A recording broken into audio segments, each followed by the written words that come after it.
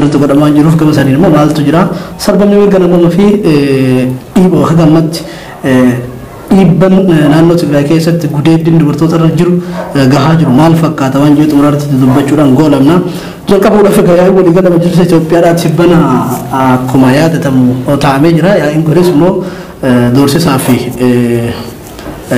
dhiibbaalee adda addaatiin akka addaancitu taasifamee ture. Mee Nasruddin sirraa ka'uudhaaf yaa'ii kana akkamitti ilaaltaa maaltu taasisu yoo jiru jalqaba. Akkuma jette gaafiin uummata musliimaa biyyattii san keessatti ka'aa jiru keessaa tokko bulchiinsa uummata san bakka bu'u qabaachuudha. Kanumarraa kan ka'e uummanni musliimaa yeroo garaagaraatitti bara 1986 irraa eegalee gaafii yaa'ii walqixxaataa isa madaalu akka qabaatu gaafachaa turuun isaanii yaadatama. Kanaan wal qabateeti kan yaa'iin amma adeemsifamuuf ta'u kan ta'aa ture. Haa ta'u malee gara mootummaa Itoophiyaatiin yaa'ichi kun kan ta'u qabu filannoon booda yaadni jedhu akka ka'edha kan dhagaa turre.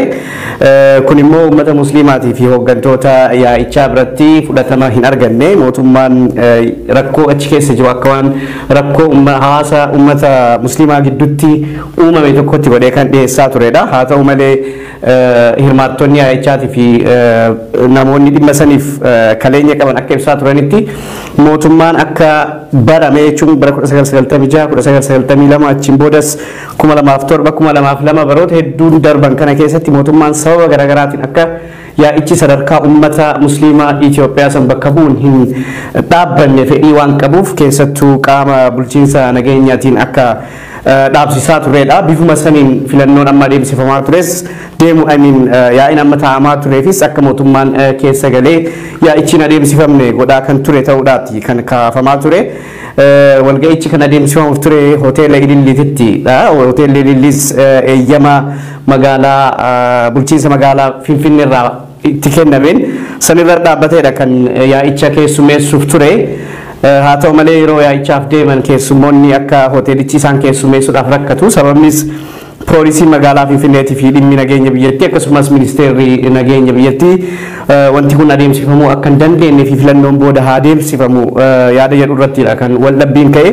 Booddee irratti hoteelichis akka isaan waan kana adeemsifaman isaaniif eeyyamee erga seenanii yaa'ichi eegalameen booddee sa'aatii tokko akkas booda poolisiin Finfinnee dhaqqabee waan kana taasisuu hin dandeessan akka jedheenidha kan gabaafamaa ture. Achiin booda ulamaa'onni fi namoonni bakka sanitti argaman eeyyama qabna. Eeyyamni immoo kan magaalaa Finfinneetii irraa fudhannedha. Kanaafuu waan kana gochuu dandeenya jechuudhaan kan morman ta'uu isaati kan achirraa dhageenye. Haa ta'u malee poolisiin eeyyama poolisii hin qabne jechuudhaan yeroodhaan isaan dhaabsisee jira. Guyyaa sangaa wantoota tokko tokko irratti murtee labsanii walga'ichi guyyaa lammaffaatti dabree guyyaa lammaffaa saaluma saniin poolisiin dhufee akka gidduu seenedha kan dhageenye. Tole kun akkuma tikaaste irrumasi tumarratti ta'uudhaa fi gama ministeera nageenyatiin Tamasgeen Xuruneeti. Tamasgeen Xurunee ibsoonni yookaan yaadonni namoota irraa kennaman guyyaa 42 dura eeyyama dhaqanii akka waan kana gochuuf akka deeman gaafatanii turanii jechuun maali walgahiin yaa'ii majlisaa dirqama akka barbaachisu mariin akka barbaachisaa waliigalaa akka gaggeeffamu gaafatanii akka turan walgahiin kunis immoo hoteela Ililliitti akka raawwatamu erga godhamee booda deebi'ee akka isaan akka walgahii san yaa'ii san gaggeessan godhes immoo ministeeruma nageenyaa kan amma Tamasgeen Xuruneetiin hogganamu kanatu isaan dhaqqabee akka isaan marii san gaggeessine godhe. Haa ta'u immoo majlisichi marii gaggeessan murteewwan adda addaa dabarfatee jira.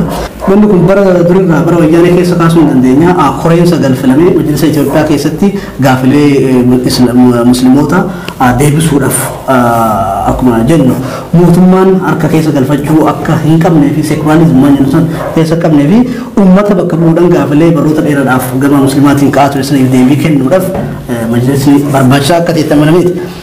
So ammas immoo jijjiiramni gaafa dhufu erga Abiyyi Ahmed gara aangootti dhufee booda inumaa rakkoon musliimoota Itoophiyaadhaan hin furama. Furuu hin danda'ama. Kana furuu immoo akka danda'amu namoonni yookaan ulamaa'onni yookaan ustaazonni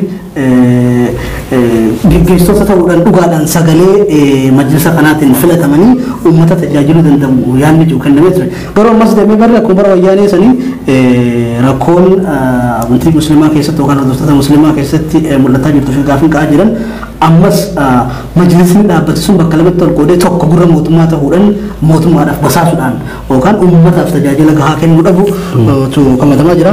Mee kan tibbana kana wal qabsiisitii Siraaj akkamitti ilaaltee waan jiru yaada kee keessa buufadhu. Akkuma isin lachuu kaaftanii majlisni kun kan waamame akka waamamu yookaan ammoo majlisa kan geggeessuudhaaf guyyoota 42 dura ministeera nageenyaatti akka beeksisanii turanii olumaanii fuula barruu isaanii irratti maxxansaa turanii guyyaa 10 keessatti akka waan kana geggeessanii kanarraa ka'ameeti majlisni kun qaamota olaanoo majlisa san keessa jiraniin akka waamamuu qabu irratti walii galanii harka lama sadaffaadhaan erga murteessanii booda naannolee hundarraa namoonni yookaan ustaazonni achirratti yaa'anii majlisa federaalaa musliimaa kana geggeessuudhaaf kan isaan yaadanii guyyaa wixataa yeroo isaan geggeessuudhaaf magaalaa Finfinneetti namni walgahee hoteela Dilliitti walgahee geggeessuu hin dandeettanii xalayaa qaamota garaagaraarraa kantiibaa bulchiinsa magaalaa Finfinnee fa'aarraa xalayaa fidaa jedhanii waan kana guutuu xalayoota barbaachisan hunda isaa walitti qabanii gara sa'a 9tti kan jalqabanii ustaaz tokko dubbisnee jirra jechuudha Oromiyaa Miidiyaa Neetwork akka isaan nutti himanitti gara sa'a 9tti jalqabanii erga jalqabaniin booda qabxiilee barbaachisan wantoota tokko seera ittiin bulmaata duraan ture kan koreen ce'umsaa as filamee seera ittiin bulmaataa baasan tokko raggaasisanii namoota 11 koree namoota 11 illee raggaasisanii erga jedhaniin booda qaama nageenyaa irraa I think namni suni commander Malaaku nama jedhamutu qaama poolisii ergee walga'iin kun seera qabeessaa miti dhaabaa jedhee akka dhaabsisee odeeffannee jirra.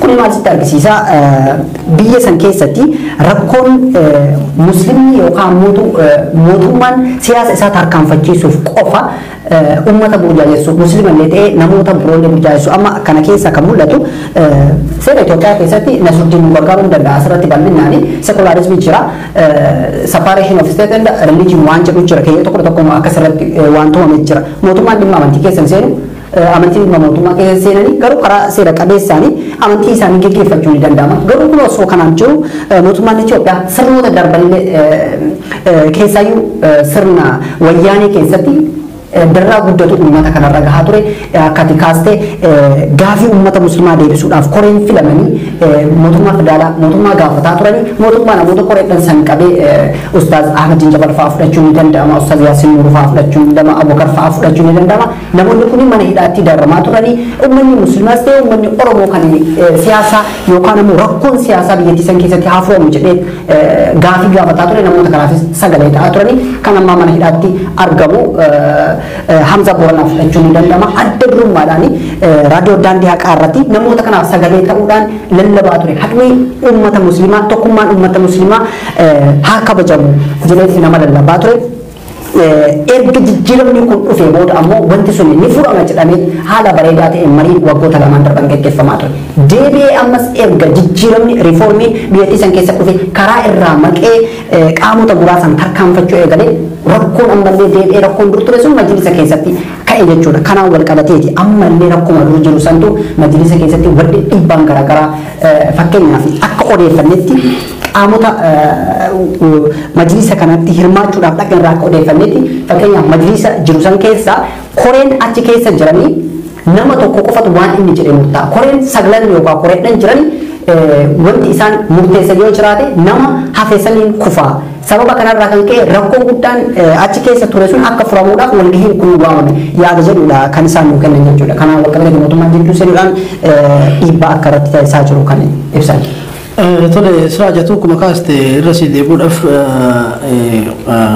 amma yaadni guddaan achi keessaa ka'aa ture hoogganaan yookaan durataan majlisaa Haji Muftii Umar Idris komiin guddaan kee waan isaan godhan malee koree sagalan keessaa yaadannoo irra biroo hojiirra oolanii kun immoo jijjiiramuu qaba jechuudha. Nama walgahii kan isaan didanis garuu wal achii bahanii alatti illee xumuratanii murtee mataa isaanii dabarsanii jiru.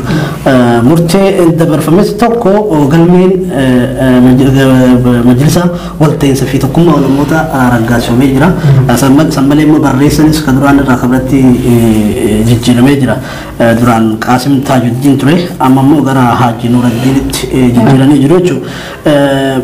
Tokko immoo nuti kaas mootummaan akkanatti fakkaatutti mootummaan dhimma beekamtiin kennin waan jiru tokko nama doorsin yeroo hedduu gama majlisaatiin godhamu kan kanaafuu akka seera dinasirratti akka gargaaru waan dandeessuuf sekularizimiin dhimmi amantiitii fi dhimmi mootummaadhaa eessatti wal ga'aan irratti yaada nu dabaleeti jira qabxii keenyatti anu maal goone babal'ifnee asumarratti murteelee dura murteelee shan lafa kaatanii turanii san balee immoo murteen jajjabaan isaan fudhatanii fitanii bahan lamaan kana jechuu koomitoonni jijjiirraa dhaabbata muslimaa walgarii waliigalaa 23 isaan seera galmee walta'iinsa fi tokkummaa oromaa'otaa walitti dhufan kana raggaasisanii bahanii jiru.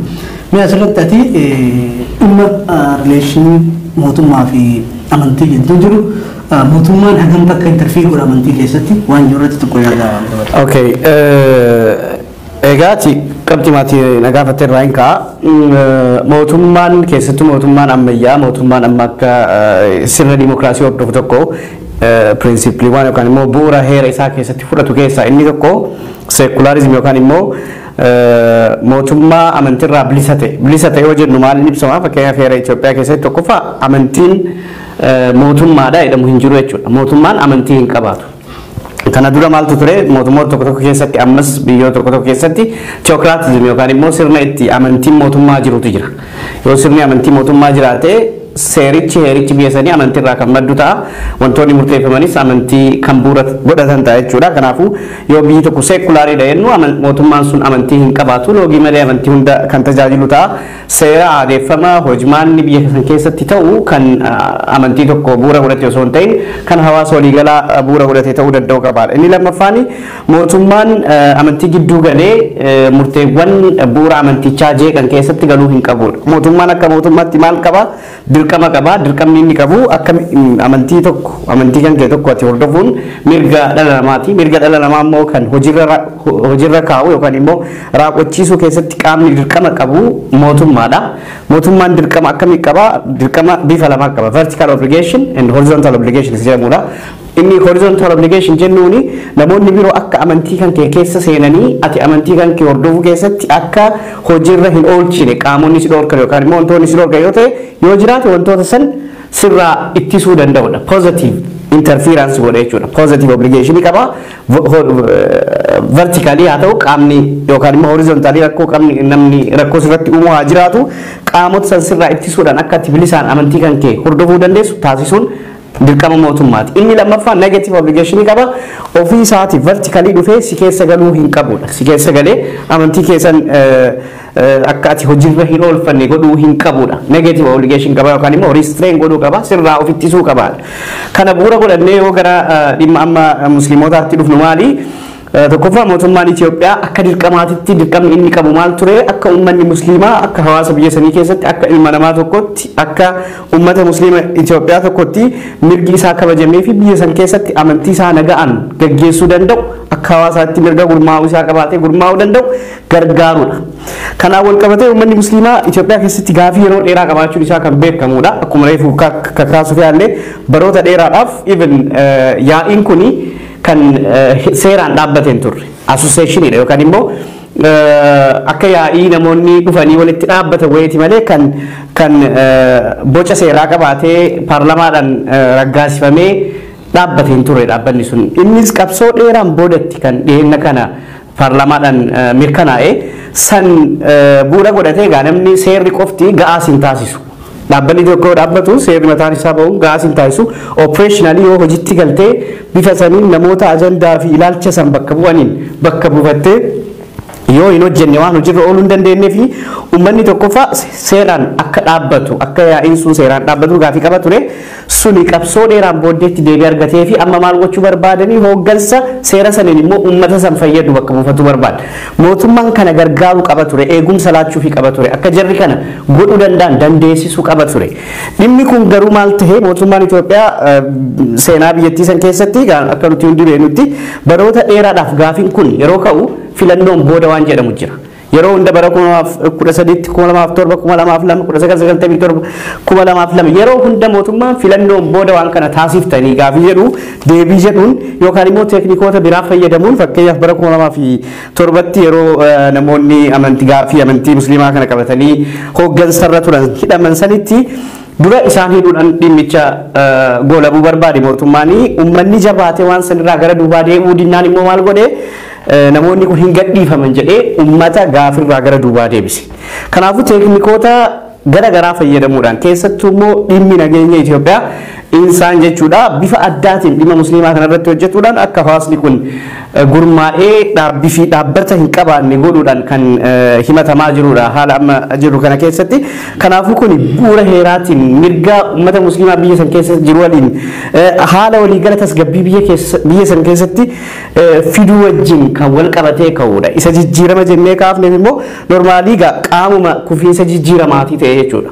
Jijjiiramni biyya san keessatti bifa hedduun kufaara yaadonni garaagaraa kan silaa yeroo ammaa kana ni tajaajilamu jennee abdii irratti godhanne yaadni jechuun gama siyaasaatiinis akkuma dhaamanii karaarraa ba'aa jiraniin ammallee gaafiin gama amantii islaamaatiinis jiru akkasumatti rukutamee gara duubaa kan deebi'u ta'uu isaa akka kan hubachiisudha jechuudha. والفرق بس توقع ما نتكلم عنه يسرى هو بنور قد whether it is horizontal obligation or vertically mootummaan dhimma amantii keessan seenaan jookaati. Gargaaruu jooka isaan bilisanii hojjetan. Amma maaltu batame erga mootummaan wayyaanee kufee booda dhuguma dubbachuu mootummaan wayyaanee kufee booda jalqaba irratti Abiy ilma rakkoon gama qabsoo qeerrootii wal qabatee dhufe wanni kun. Hoo yaadattan Jawaar jalqaba akka Oromootti hoo qabsooftan amantii keessan kabachiisuu dandeessu waan jedhu tokko yeroo san ka'ee ajandaa biraatiin jedhamee haasamaa ture yeroo san. Maaliif jalqaba gaafa ulamaa'onni hidhaman hidhamuu ulamaawotaa booda warri rakkoon amantiidhaa akka ta'e dhoo'e qabsoon sun akkamitti akka cimifatu deemnee yaadattanne ulamaawota yeroo san hidhaman wajjin jabalfaa yaadachuu hin danda'amu yeroo san warra mana hidhaa ture. Qabsoo isaan godhanii qabsoon sunii fi qabsoon qeerroodhaa wal qarqabeeti jijjiiramichi dhufe. Gaafa jijjiiramichi dhufu amma wanni guddaan gufachuu jijjiiramaa mul'isaa keessaa tokko wanni jalqaba irratti waadaa galan hundi isaatu hojiirra ooluu dhabuudha. Silaa akka seeratti bara majlisni biyya tokko jechuudha. Sabab sablammoota hundarraa kan bakka buufame. Lammaffaa immoo akka musliimoota Itoophiyaa guutuu bakka bu'uudhaan akka majlisa biyyattii sanitti ifan biyyoota biraa wajjin dhaqee gaaffilee musliimoota Itoophiyaa keessa jiraniif deebii laachuudha. Wanni tajaajilli inni kennu jechuudha. Garuu kuni wanni rakkoo Itoophiyaa keessa rakkoo guddaa ta'uudhaan mul'atu maali? Mana murtii fudhachuu hin dandeessaa, boordii filannoo biyyaalessaa fudhachuu hin dandeessaa. Poolisii fudhachuu hin dandeessaa. Mana waajjira poolisii fudhachuu hin dandeessaa. Waajjira nageenyaa fudhachuu hin dandeessaa. Abbumti murtii mataa isaa taa'ee wanni isaan godhan yeroo hedduu mootummaan addaan qoqqooduudhaan warra hundi gurra godhachuudhaan bakka namatti baasu jechuudha. Akkasuma warra majlisaa kana keessatti maaltu mul'ata? Koreelee jiran kana keessatti qaamota walamantaan dhabamuu gaafa siyyuu qaamni bakka mootummaan tooftaa fayyadamee bakka lamatti qooduudhaan tokko gurra isaa godhatee basaa isaa godhatee tokko dhahuudha. Kanaafuu maalidhaa kun maal ibsaa salphumatti walqixxummaan sagaleedhaa majlisa keessatti yookaan koreen sagalan filame sun yaadni isaanii ibsatanii yaadni isaan ibsan sun dhuguma musliima Itoophiyaa yookaan sabab sablammii musliima ta'e kan Itoophiyaa keessa jiru bakka bu'anii kennuu dhabuun kun maalidhaa amaluma mootummaa Itoophiyaa irraa duraan irraa gadi fageenya irratti hojjechuu jecha maaliif mootummaan dirqama of jiraachuu amma hubannee ilaalle instituushinii jiran silaa kan mootummaa irraa gartee misuraaltanii uummata tajaajiluu qaban hunda irratti waan akkasii hojjechuu jechuudha. Boordii filannoo fudhattee paartii kana hirmaachisuu jedhan wal dhaggeeffatanii gochuu mana murtii fudhattee agaruu gadhiisaa jedhan fageenya kaasuu hin jedheen gadda dhimma lammii beenyatii fi daawwiti abdataa hoo fudhannee manni murtii ifaan ifatti gadhiisee odoo jiru poolisiin immoo ajajaan mana murtii diduudhaan majorraan fideechitti deebisuun qabaa jee dhaqeechi geessee deebanii hidhu yeroo lama jechuudha. Murtiin akkasii kan fudhatan jechuudha. Haasawni keeti waan tokko asirratti dabaluu fi jechuun biyya san keessatti gama tokko maali historical injusticeewwan seenaadhaan jiran kanneen akka amantii irratti eenyummaa sabaati irratti ga'anii ammallee duguugamanii kan ilaalcha keessaa ba'anii miti. Mootummaan amma sirna federaalizimiidhaan of dhaabeedhu kan sirna wayyaanee keessas yoo garree amma sirna bilisignaa keessas yoo garree erguma federaalizimii dhufeeyyuu ati akka nama tokkootitti akka saba biyya san keessatti latee tokkootitti ummanni musliimaa lakkoofsaan gara miliyoona 50 ol madaalamu haga ammaa waldaa seeraan hin dhaabbanne kan beekamtii hin arganne ta'ee biyya san keessatti argamuuni qaaliidha. It's shame. Dimokiraasii biyya saniitiifis hagana qabsaa'uun qabu ture biyyi sun akkanatti fakkaatutti labsiidhaan dhaabbachuudhaaf paarlaamaadhaan beekamtii argachuudhaaf ummanni miliyoona 40 miliyoona 50 biyya san keessatti amma amantii tokko caalchisuu amantii tokko maali there is indivisibility amantiin tokko yookaan immoo qaamni tokko mirgi isaa eeggamee fi qaamni biraa osoo mirgi isaa eeggaminiif jiraachuu hin danda'amu. Nageen hin jiraatu yoo nageen fakkeenyaaf ati mirgi kee kabajame yoo mirgi kee hin kabajamin an akka ati nagaan teessu siif eeyyamuu hin danda'u. Wal jeequun keenya waan hin oolle ta'a. Kanaaf biyya san keessattis labsii argachuudhaaf waggaa hagana turuun akkanatti xiqqeeffamee waan laalamu natti hin fakkaatu. What's the problem?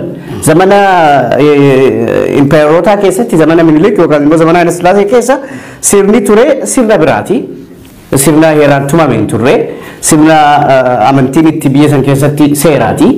Garuu immoo yeroo dheeraa kana ammas eeyidee labsiidhaan beekamtii argachuudhaaf erga turteen booddee ammas labsii beekamtii argattee gara raawwitiitti yoo baatu yoo seentu intervention yookaan immoo keessa galumsi gama mootummaatiin godhamaa jiru hedduu kan sirrii hin taane fi kan uummata mufachiisu akka ta'udha. Keessattuu immoo filannoon dhufaa jiraachuu isaatiin wal qabatee mootummaanis gama kan hedduu isa yaachisu ta'a. Kanaaf gamaa gamanee deemanii dhadhamaa jiru fakkaata. Tole Misraach carraasii kan dhawaatis kan wal qabsiisiti waan sirratti wanti dabaltoo jiraatee dabaleeti achuma maalitti tarkaanfatta seeta manni majlisni kun akka mallettu dhiibbaa fi poolisiinis dhufee adabsisu doorsisa ture san rakkoo fi doorsisa ture san dandamatanii murtiilee dabarsan qabucha achuma murtiilee sanis sirriitti misu.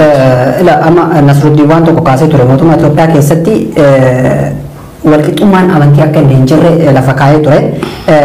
Kan musliimaa qofaa miti bara darbe manni lammummaa Oromiyaa akka ijaaramuu fi sochiin tokko jalqabamee ture.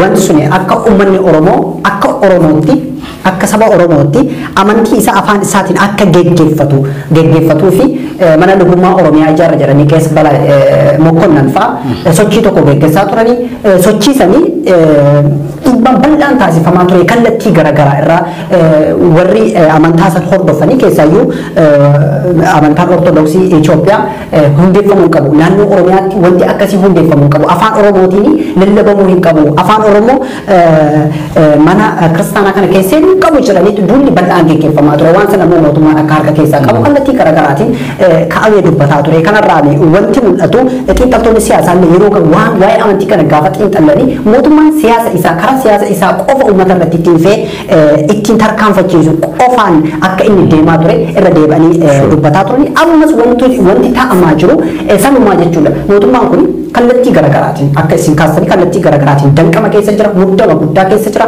filannoon as deemaa jira. Uummanni musliimaas gaafii isaa kan baroota dheeraa Nasruddin kaasa jira.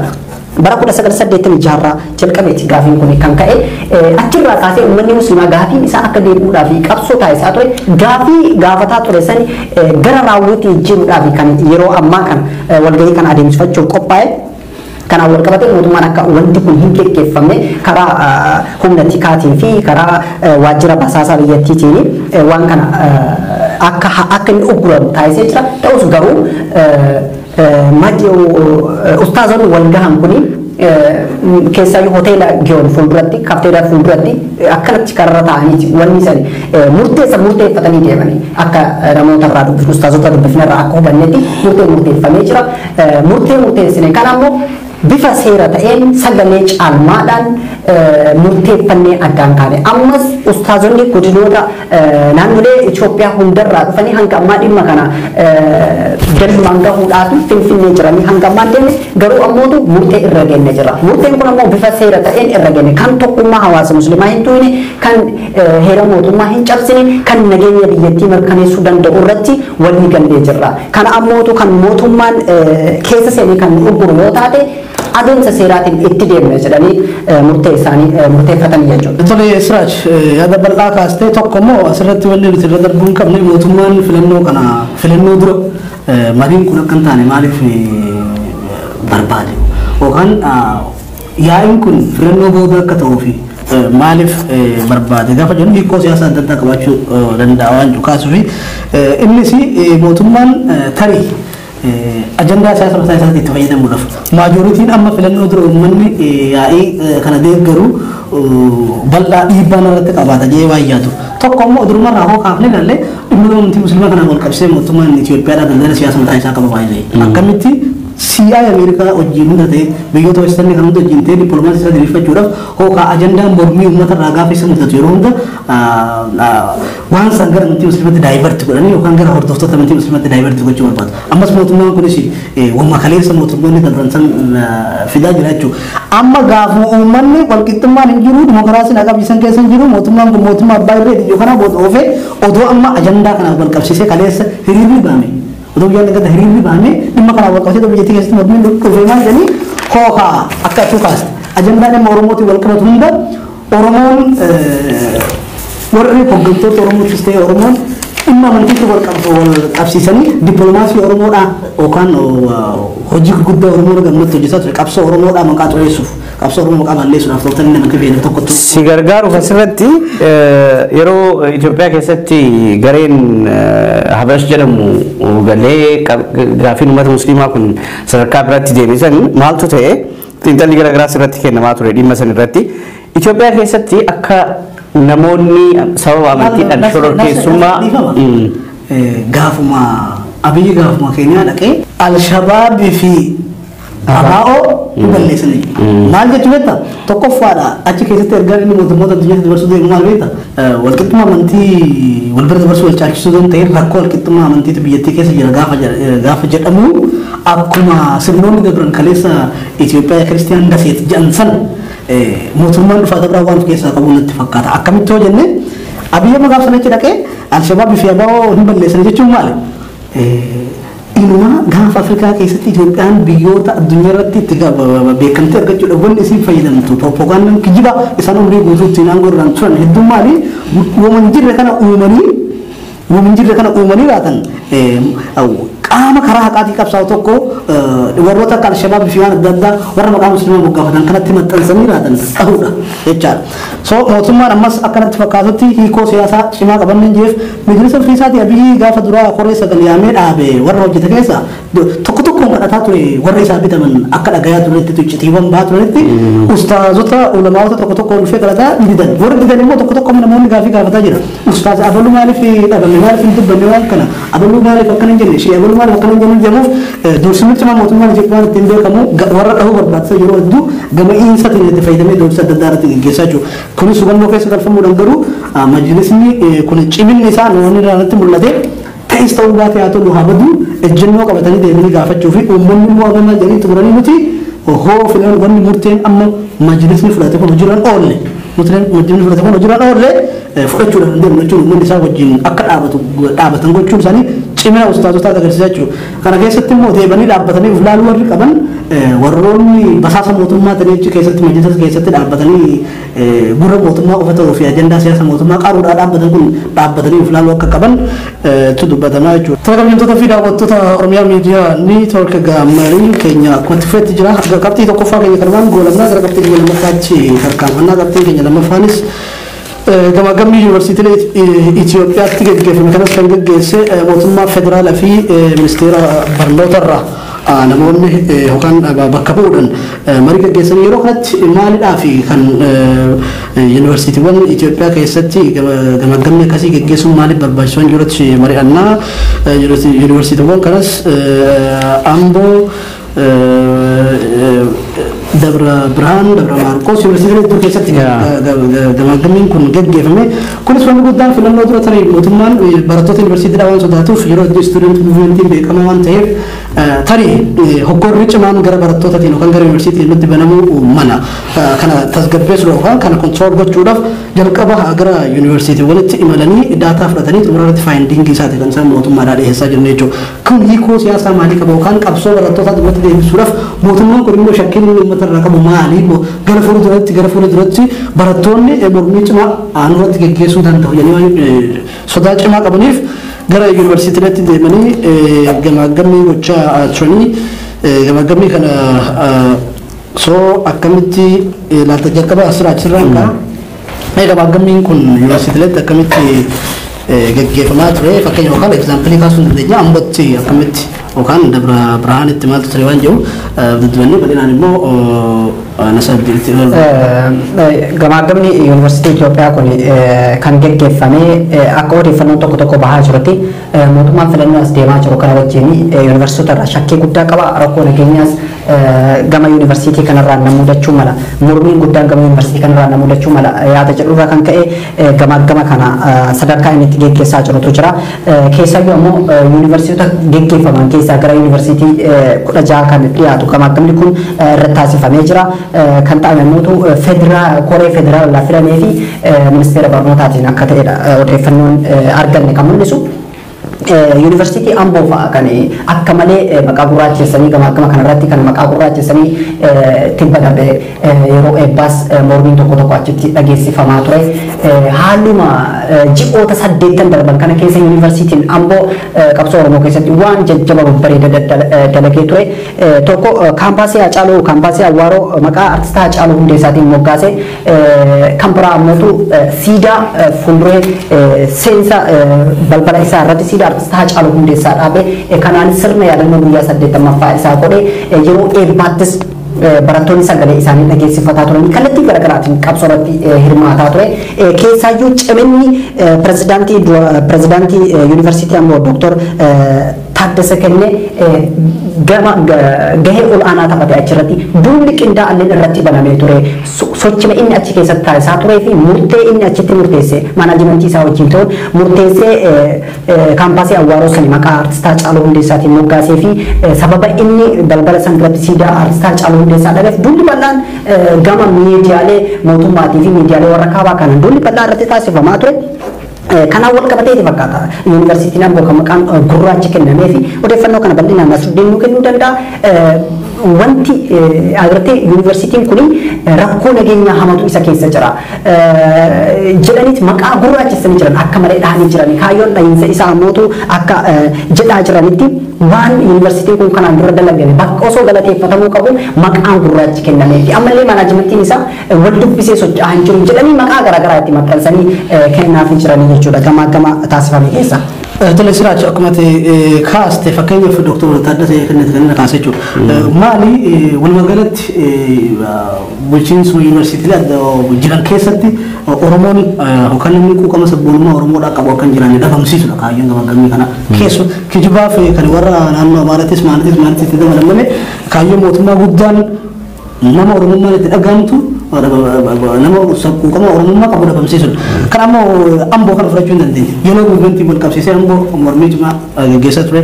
Lagannaa nyaataa hidhamtoonni siyaasaa gochaa turanii wal qabsiisee mormii cimaan dhohaa ture. Akkuma Siraaj kaase dhimmi siidaa Hacaaluu yuunivarsiitii san immoo maqaa Hacaaluutiin moggaasu hedduu isaan dhukkubsaa ture. Siidaan sun akka eebbifamne carqii tubbisanii awwaalaa turan dhoksaa turanii yeroo sanitti gama Ambootiin hojiileen gaggaariin achitti hojjetaman sun akka Siraaj immoo kaase galateeffamuu itti hafee dhabamsiisuu irratti xiyyeeffatan jechuudha.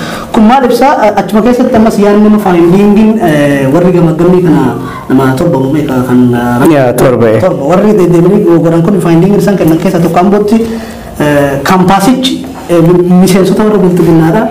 Gara aangootti yookaan gara bulchiinsatti butaan jiru jechuun akka waan yuunivarsiitiin biyyattiidhaa beekamaan bara meeqa ijoollee meeqa barsiisee eebbisaa jiru kun bosona seenatti farrajanii miseensota bultuminaadhaa gara caaseffama bulchiinsatti ol fidaan jiru jechuun salphumatti kun yuunivarsiicha farrajanii boru sochiin achi keessatti deemu akka hin taaneef. Kanaafuu salphumatti kaayyoon mootummaadhaa maali? Doorsisaa fi ammallee akka barattoonni Oromoodhaa mootummaa kana dhiibbaan gama barattootatiin yookaan mormiin gara barattootatiin mudachuudhaaf deemu ulfaataa ta'uu waan beekaniif yakka ofii hojjetan waan beekaniif filannoo kanas borommoo kijibaan injifanne jechuudhaaf karoora shira xaxanii waan fixaniif sagalee uummataa ukkaamsuudhaaf yaada karoorfamee fi hooggansa keessumattuu nama maqaa Oromoodhaa dhaate nama maqaa Oromoodhaa qabu kan yuunivarsiitii adda addaa keessatti silaa dhimma gaggeessummaarra jiru hunda isaanii gaggeessuu fi irratti duuluudhaaf karoorfatanii kana qofa miti kan akka yuunivarsiitii Injibaaraa, Dabra Maarqoos, Jimma, Dabra Birhaanittis wanni akkasii kifni jirame kan walitti qabeetiin asirratti yaada xumuraan nu kenneeti gabaabsinee gara qabxii yeroo kan hojii deemnu gara qabxii itti sarkaman. Egaa wanti kun kaa deemsifame garee sadiitti qoodamee yuunivarsiitii 16 irratti akka ta'edha dookumentiin OMN argate kan ibsu yuunivarsiitiileen achi keessatti gamaagaman keessaa yuunivarsiitii Arsii, yuunivarsiitii Amboo, yuunivarsiitii Injibaaraa, Dabra Birhaan akkas jechaa gara yuunivarsiitii 16ti. Sababbiin itti gamaagamiin kaa'ameef akkuma ati keesse filannoon dhufaa jira yeroo heddummaa yuunivarsiitiiwwan iddoo itti qabsoon yaadaa fi qabsoon nagaa itti eegalu ta'uu isaatiin wal qabatee mootummaanis haala biyyattii keessa jiru hamma ta'e tokko ni hubate jedhameeti yaadama. Sababni isaa wanti godhamaa jiru wanta nama teechisu miti. Kanaafuu qabsoon ni mudatedha ni yaaduudha tokko kan achirraa hubattu yuunivarsiitii keessatti akka nageenyi saphatti dhufuu hin dandeenye hubatanii gara gamaagamiitti bu'aniiru. Gamaagamiin booddamoo tarkaanfii fudhatantu jira jechuudha wanti eeggamu. Kanaaf kan isaan godhanii gama yuunivarsiitiitti faayindingiiwwan yookaan immoo argama jarri argan keessaa Amboo yuunivarsiitii akkuma isin kaaftan Amboo yuunivarsiitiilee hunda keessaa yuunivarsiitii qabxiin itti hammeenyaan itti ka'edha. Amboon yeloo muuvmentiidhaan wal qabatee sochiiwwan turan akka dadhabinaatitti kan jarri itti kaasanii saniinis wal qabatee gaafa muummichi ministeeraa gara Amboo dhufu sochiileewwan turan akkasumattis qophii gabataa alaa hagar jedhu irrattis sochiileen garaagaraa gama hawaasa yuunivarsiitiin taasifamuu isaa kaasanii yuunivarsiitii Amboo keessatti wanti ta'aa jiru sirrii miti bulchiinsis akka silaa hojjetuu qabuun hin hojjenne wal dubbisee hojjetaa hin jirudha qabxiileen kaan keessaa kan xiqqoo adda ta'e maali bifa shiraatiin jedhan bifa shiraatiin hooggantoonni miseensa bilisiginnaa ta'an akka aangoo yookaan immoo maaneejmentii yuunivarsiitii Amboo keessatti hin hirmaanne taasifamaa jirudha kan jedhame. Kanaan wal qabatee egaa wanti ta'uuf deemu maali jettee yaaddu gama kanaan godhan waan tokko irraa badanii gara tarkaanfiitti adeemuu ta'uu danda'a. Kanaafuu qabxiilee sirreef kaasaa turtaniin pirezidaantichaanis wal qabatee namoota garaagaraa waliin wantoonni jarri godhuuf deeman jiraachuu danda'a jedhamee akka shakkamudha kan taasise. Yuunivarsiitiin biraa dhimma kana wajjin wal qabatee ka'e yuunivarsiitii Injibaaraati. Yuunivarsiitii Injibaaraa keessatti wanti jarri akka yuunivarsiitiiwwan 16 keessaa yuunivarsiitii 5 keessatti rakkoo nageenyaatu jira jedhanii yuunivarsiitiiwwan sun tokkoffaan Amboodha, lammaffaan Injibaaraa, sadaffaan Dabra Birhaan, afuraffaan Dabra Maarqos, shanaffaan yuunivarsiitii Dillaati kan isaan itti rakkoon jira jedhanii yaadanii yuunivarsiitiiwwan biyya san keessatti argaman yuunivarsiitii naannoo 33ti kan yeroodhaaf marraa kanatti kan isaan dhiyeessan yuunivarsiitii 16. Kana keessa yuunivarsiitii Injibaaraatti rakkoonni kaa'edhamee yaadamu garee yaa'iitu jira. Yaa'ii gubaa'ee seedhamu jechuudha Amaariffaanii fi abbootii amantaa Ortodoksii gidduu garaagarummaa jiru wal qabatee rakkoon nageenyaa hamaan jiraata jedhamee ka'eera.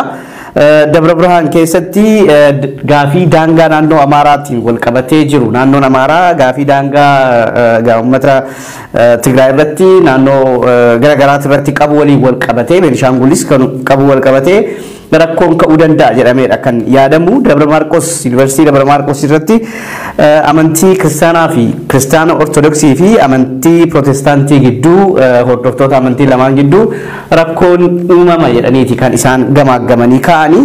Yuunivarsiitii Dillaa ilaalchisee kan jarri qabxii kaasan yuunivarsiitii Dillaa keessatti tokkoffaa hawaasni naannoo Dillaa keessa jiru kan magaalaa keessa jiru ilaalchi mootummaaf qabu waan gaarii hin taane fi yoo rakkoon uumame yoo korri tokko uumame yuunivarsiitichi qaama waan saniin miidhamu ta'a jedhaniiti kan warri gamaagame ka'eera jechuudha. Gamaagamiin kun kan adeemsifame namoota 7 yoo ta'u namoonni kuni akkuma isin kaaftan bakka bu'oota mootummaa federaalaa keessattuu immoo bakka bu'oota paartii badhaadhina federaalaatii fi ministeera barnootaatirraa akka walitti qabamanii bakka sanitti argamanidha. Egaa qabxii kana kaafneen booddeetti wanta lama jechuu barbaada. Inni tokkoffaan amma booda maaltu ta'uuf deema maal gochuuf yaaduu isa jedhu tarkaanfii jarri fudhatan tu kan nama yaachisaa keessattuu yuunivarsiitii Amboo ilaallatee lammaffaa sochii barattoonni naannoo sanitti godhan irratti okkorri bifa maaliin deemuu danda'a. Yuunivarsiitii Tureetti hundiin beeytanii yeroo rakkoon tokko uumamu battalumatti humna federaalaatii fi humna naannichaa fidanii barattoota irratti tarkaanfii garaagaraa fudhatu.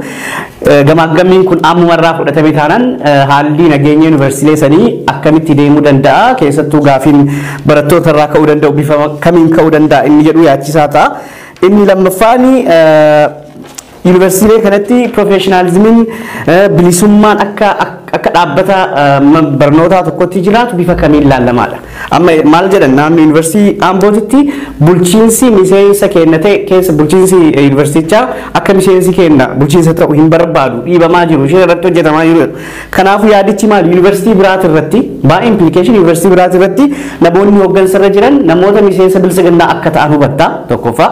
Lammaffaa of dura hoo maaltuuf deema Amboos ta'e yuunivarsiitii birooti irratti namoota miseensa bilisiginnaa ta'anii fi yaadicha deeggarantu hooggansaaf taa'u deema jechuudha. Kana jechuun poolisii ta'aa jira jechuudha wanni kun gaa hojimaata ta'ee gaafaas bahu noormaalii kana durallee akkasuma wanti hin kijibamne yuunivarsiitiilee muraasa irratti namoota tokko tokko qofa yoo ta'in irra caalaan isaanii kan tokkoffaa haalli ittiin shuumama pireezidantii yuunivarsiitii maalirra hundaa'ee akka kennamu hin beekna.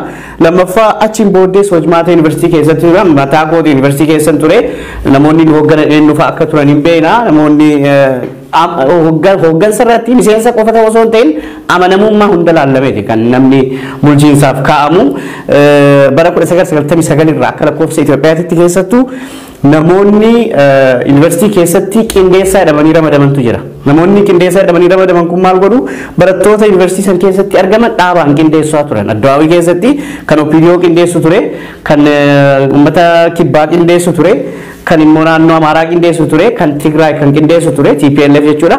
Akkasitti qindeessaati kan hojjetaa turani. Dirqama miseensa dhaaba biyya bitaa jiru. Nuti dirqamteeti akka seentuutti si dirqan yoo ati didde immoo tarkaanfii biraatiif kan saaxilamtu ta'a. Kanaafuu dhaabbanni sun akka dhaabbata riisarchii yuunivarsiitiileen hojii sadii qabu. Akka yuunivarsiitii tokkoffaan tajaajila hawaasaa laachuudha. Lammaffaan riisarchii taasisuudha. Sadaffaan baruuf barsiisuu gaggeessuudha.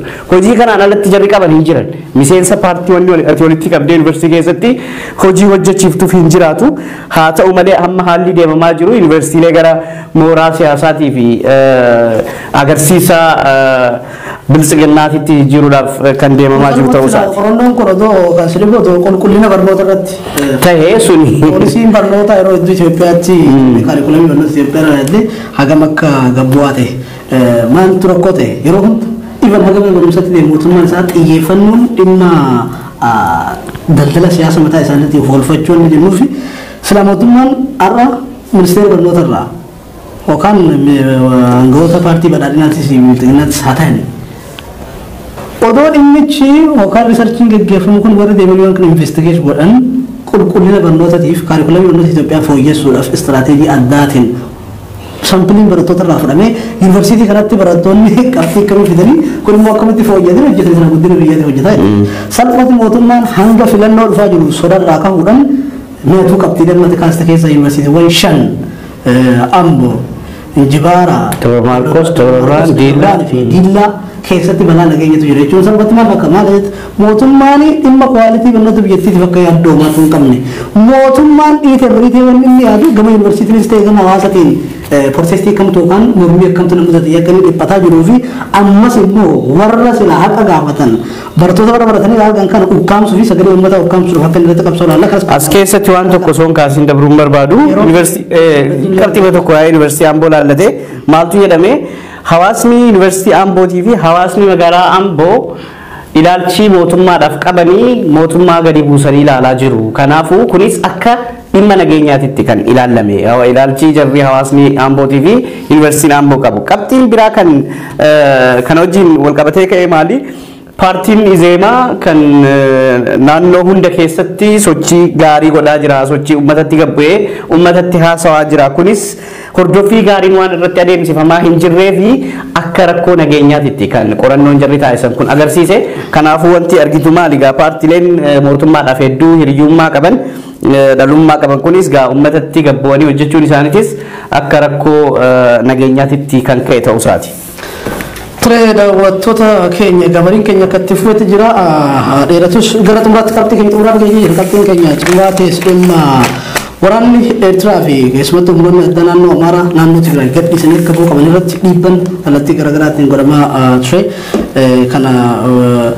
kana wal qabsiisee barii gabaabaa goonaa kana itti seenuudhaan jalqabaa Eertiraa waraanni Eertiraadhaa akkuma yaadatamu kana dura miidiyaaleen addunyaattis gabaasaa akka turan sababni mirga namummaa naannicha keessatti gaggeeffamaa jiru gudeeddiin dubartoota irratti raawwatamaa jiru buqqaatiin namoonni hedduun buqqa'insi gara baqannaan godaansi naannicha keessatti waan hin dhaabbataniif kun dhaabbachuu akka qabuu fi waraanni Eertiraadhaa naannicha gadhiisee akka bahu humni addaa naannoo Amaaraatis yookaan liyyuu hiliin naannoo Amaaraa achi keessa qubsiifamee jiru hatattamaan akka dhaabbatu jechuu fi ri'aakshinii mootummaa Itoophiyaa yookaan deebiin gama mootummaa Itoophiyaatiin jiru maal fakkaata waan jiru ati goona Siraaj qabaa duraa sibiilaan kennaa jiru asumaanitti seeniti gaggabaabsanii akka keessa ba'an.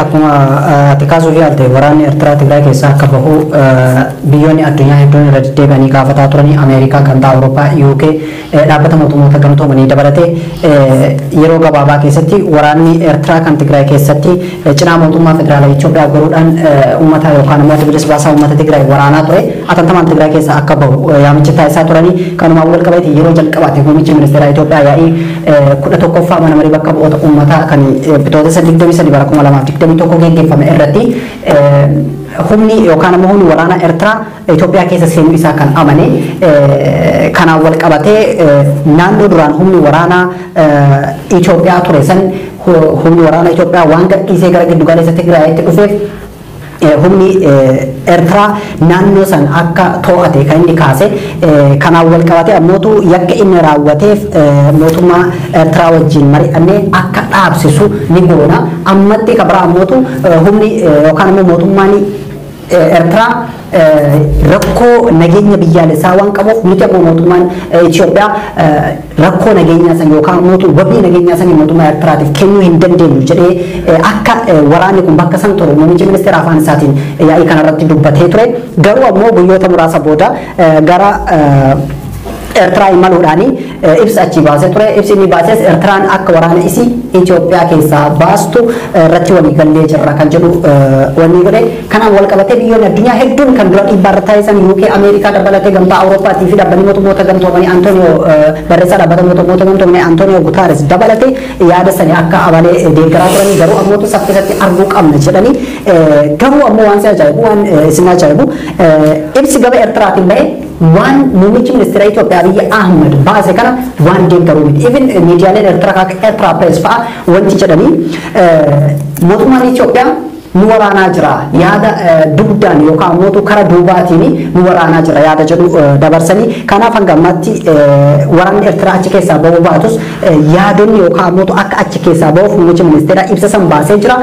Kan biraa mootu yakki gurguddaan siyaasa kana keessatti raawwatame dachii Itoophiyaatti raawwatamee hin beekne I think nadura dhaloota kiyya dura raawwatamuu danda'a garuu ammoo waan garaas nyaatu daa'ima xiqqishu ijoollee ganna jahaati siyaasni Abiy Ahmed tarkaanfachiisu siyaasni gareen bilisiginnaa kun tarkaanfachiisu ijoollee waggaa jaha harkaa miila irraa ciree miidiyaaleen ala Aljazeeraa fudhachuun danda'ama BBC fudhachuun danda'ama gabaasa akkasisu kan isa hojjetanii kanaaf siyaasni Itoophiyaa yakka waraanaa yakka dhala namaa bal'aa Itoophiyaa keessatti deessanii naannoo Tigraay keessatti raawwate kun ammoo ka'umsi isaa Oromiyaa keessa akka ta'e miidiyaaleen garaagaraa irra deddeebi'uudhaan kaasaa jira jechuudha yakka waraanaa bal'atu kaaba Itoophiyaatti raawwatame.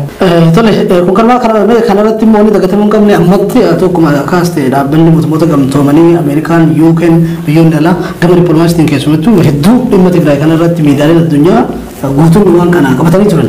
Amma dibbana ibsa manni marii Ameerikaa yookaan koree dhimma alaa kan Antoniyo Blinken ibsa cimaa baasanii turan dhimma kana wal qabsiise.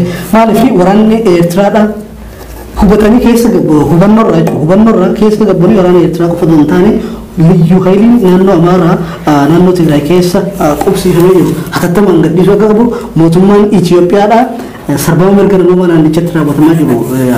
Dafee fala akka barbaadu kan waan kana dhaabuu baannan inumaa akka himanni irratti banamu mootummaa Itoophiyaa irratti himanni akka irratti banamu irratti dhiibbaa gochuu irratti dabalanii jiru mootummaan kun akka himatamu akka seera idil addunyaatti akka dhiyaatu yeroo garaagaraatti dhiibbaan akkasii godhamaa ture ammas akkasumatti manni marii Ameerikaadhaa akka koree dhimma alaati kan ibsa kana irratti baasee tokko immoo wanni hedduu nama gaddisiisu naannoo Tigraayitti Sarbaa mirga namoota dabree even dhaabbileen sila gargaarsaa gara naannichatti dhaqanii beela naannootti namoota buqqaan beela adda addaatu saaxilaman rakkoo adda addaatu saaxilaman gargaaruu kan dandeenye karaa hanga cufuutti ammas mootummaa erga lolli dhaabbate jedhamee boodas erga waraanni kun dhaabbate jedhamee boodas sarbaa mirga namoota naannichatti godhamu hedduu hanga miidiyaadhaan dubbatamu ol ta'uudhaan civilians maaliif qaamni warra hidhate kun warri humni waraana mootummaadha ummata kan hidhatanii siviilota jiraatan dhaqanii dhiibbaa akkasii irraan gahuun akka dhaabatu civilian ufiif jiraatan malee humna qabatanii waan hidhatanii akka warra hidhatetti waraana bal'oo waan dandeenyeef kun duula dugugaa sanyiiti jedhanii akka fudhatutti gurra miidiyaalee addunyaa dhageessuu danda'ama jechuudha. Soomaalii salphumatti ibsoonni gammatti bahaa jiran sababni mirga namummaa naannichatti raawwatamaa jiru tattamaan akka dhaabbatu waraanni Eertiraa keessattuu biyyi takka keessa seentee waraana geggeessu jechuun mataa isaatti yakka guddaa waan ta'eef waraana Eertiraatii fi liyyu hayilii naannoo Amaaraa hatattamaan achi keessaa bahuu akka qaban gama dhaabbilee dila addunyaatiin dhiibbaan godhamaa jira jechuudha nasa jirtuuf. Egaa qabxiilee hedduu kaaftanii jirtu garuu qabxiilee tokko tokko kaasuudhaaf waraanni kun gaafilee hedduu kaasee jira gaafii birmadummaa Itoophiyaa kaasee jira keessattuu hirmaannaa waraana Eertiraatiin wal qabatee biyya birmadummaa qabdu tokko keessatti biyya heeraa fi mootummaan qabattee amantoota keessatti humni sadaffaan seenee biyya san keessatti seera kabachiisu whatsoever bifa kamiinuu hirmaannaa akkasii godhuun birmadummaa biyyattii kan gadi buuse ta'uu isaatii fi birmadummaan biyyattii akka cabeettidha kan ka'aa jiru inni lammaffaan birmadummaa irra darbee sarbiinsi mirga namaa guddaa ta'e kan sadarkaa sarbiinsa mirga namaa xiqqeessine yookaan nama tokko yookaan nama lama irratti ibsinu sana osoo hin ta'in kan seera addunyaa waraanaatii fi seera addunyaa namummaa cabsan international humanitarian law fi seera addunyaa mirga ilma namaa yookaan immoo human rights law kan jennuun kan cabsan kan namoonni eenyummaa isaaniitiin ittiin ajjeefaman nama tokko lama osoo hin ta'in jumlaadhaan ijoolleen daa'imman dubartiileen qaamonni waraana keessatti hirmaatuu hin dandeenye saayitiiwwan kanneen akka mana barnootaa akkasumattis manneen yaalaa qaamota seera waraanaa keessatti eegumsa addaa qaban hunda irratti kan xiyyeeffate ta'uun akka addunyaan bifa addaatiin dhimma kana ilaalu taasisee jira. Kanaan wal qabatee qaamoleen garaagaraa wantoota garaagaraa jechaa turanii mootummaa Itoophiyaan akka mootummaan Eertiraa waraana isaa baasu akka taasisu gaafilee dhiyaataa turan keessaa isa tokko. Haa ta'u malee mootummaan Itoophiyaa dura wanta kana haalaa ture booda irrattis paarlaamaa keessatti muummichi ministeeraa waan kana erga amananiin booda guyyaa lamaan booda gara Eertiraa deemuudhaan waliigaltee goonerraa akka humni Eertiraadhaa Itoophiyaa bahu taha jedhanii erga dubbataniin booddee ibsi bahee ture gama lachuunuu gama Itoophiyaatiin waliigalteen taasifameera kan jedhu yoo ta'u gama Eertiraatiin akkuma Siraaj kaasee ibsi waan san kallattiidhaan kaasee hin turre kan jedhame mootummaan Itoophiyaatii fi mootummaan Eertiraa haala uumame irraa barnoota fudhataniiru of duras wal taanee waliin hojjechuudhaaf waliigallee irra kan jedhudha. Kanarraa ammoo maaltu hubatama normaalii wal gargaarree wal cimsinee waan jiru irratti itti fufna wanti itti turre sirrii ilaalcha jedhu ibsa jechuudhaani namoonni garaagaraa ibsa Itoophiyaan baaste irratti gaafii kaasaa turanii kanumaa wal qabatee kalee gamtaa Awurooppaa keessatti dhimma East Africa yookaan immoo dhimma Baha Afrikaa kanarratti garee hojjetu tokkotu ibsa wayii baasee ture ibsi inni ba'e maal jedhaa akka jarris daataa sana yookaan immoo information baasan sanarratti amantii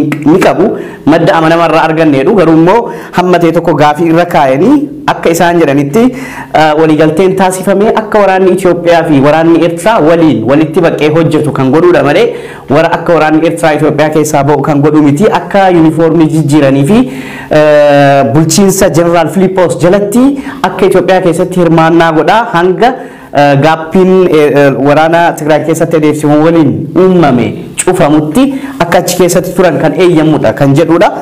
Booddi irratti seenetii Ameerikaatiin beekamtii argate. Kanaan wal qabatee Koreen Haaji Alaa bakka bu'oota uummata Ameerikaa Koongireesiin Ameerikaa jechuudha. Seera Magnitsky Act yookaan immoo seera bara 2012 nama Magnitsky jedhamuun kan ba'edha. Maqaa namaati. Magnitsky'n kuni achiin booda miidhaa inni biyya Raashiyaa keessatti isarra gaheen sarbiinsa mirga namaa namicha san irratti gaheen bu'uura godhataniiti kan seera kana baasan. Seerri kun maal ajajaa akka mootummaan Ameerikaa qoqqobbii namoota mirga namaa sarban addunyaa keessatti keessattuu mirga sarbiinsa guddaa jedhamee yaadamu godhan irratti akka qoqqobbii gatan yookaan immoo qoqqobbii godhan kan ayyamudha.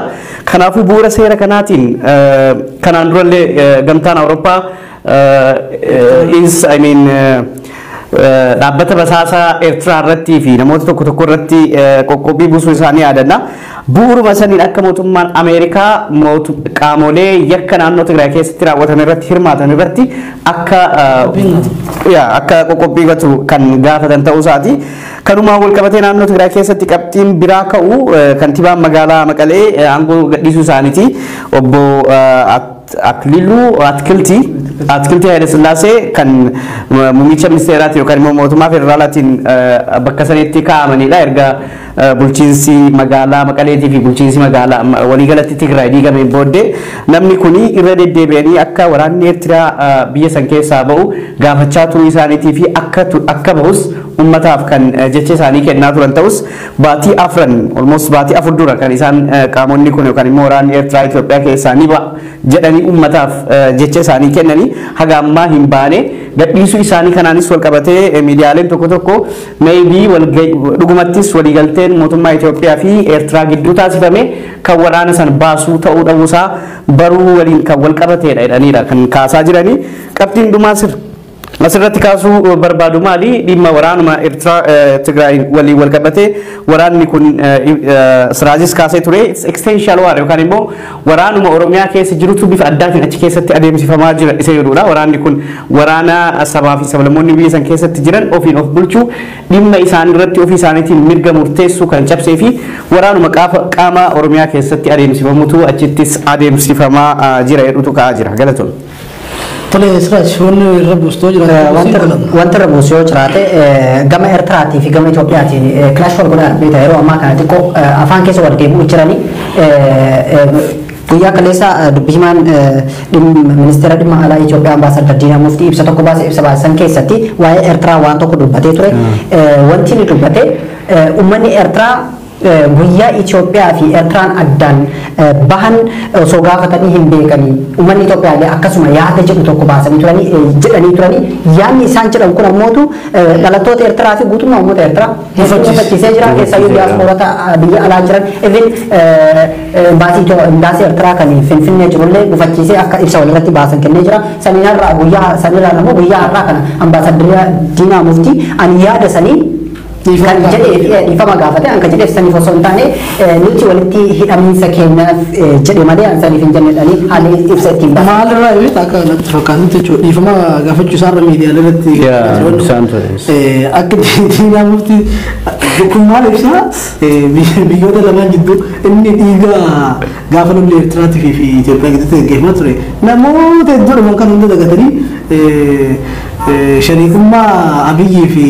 Isaayyaasummaa ergaa waan lubbuu ta'ee jira. Erga isaan dhufanii booda yeroo hedduu gama xiinxaltoota siyaasaatiis yaadonni adda addaa kennamaa turan qubeelli jedhamuun lamaa walitti kaa'atan hoo obbaati yookaan hariiroon biyyoota kana lamaaniitti dhufa Tigraay gidduu maali Tigraay tokko tokko immoo xiinxaltoonni siyaasaa maal jiru badiin TPLF balleessite hedduun odoo Abiyyi Eertiraa wajjin hin araaramin dura ergaa sila odoo Abiyyi Eertiraa wajjin araaramin dura TPLF odoo mootummaa Eertiraa araarfatte har'a balaan kun irra ga'u tokko yookaan immoo diigamiinsa naannolee naannoo isaaniitti balaan kun hundi bu'uu dura yookaan lolli gara lolatti ce'uu dura immoo yookaan immoo oduma harka lafa jalaatiin akka hojjetan kanatti qabsoo uummata isaaniitti fufanii mootummaa kana wajjin immoo mootummaa madda kana wajjin immoo of saaxiluu baatanii yaadatu jedhu kun maal ibsa ammallee yeroo hedduu Jawaar dubbataa ture waan kana hoo yaadattan hariiroon mootummaa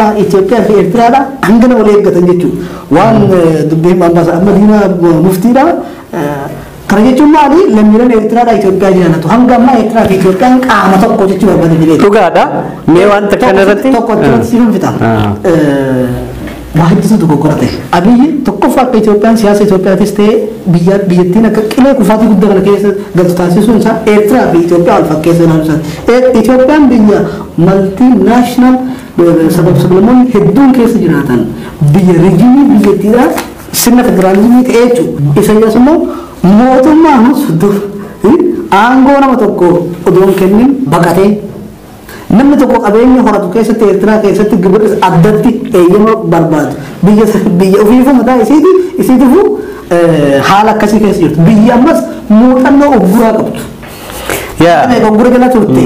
Achi waan achi siyaasa achi keessa yuusan fuudhee koppii godhe Itoophiyaa irratti festi godhe jechuun mataa isaa dogoggora uumuu isaati. Kanaaf akka nama eeggatan jechuudha. Har'a yaada inni kaasirraa kaasee dhibee yaada kana kaasa. So akkana jedhanii deemanii dahatataman immoo dhiifama gaafachuun diimamu murtii maal ibsaa shariifummaa biyyoota lamaanii ammas eegnee itti fufnaa.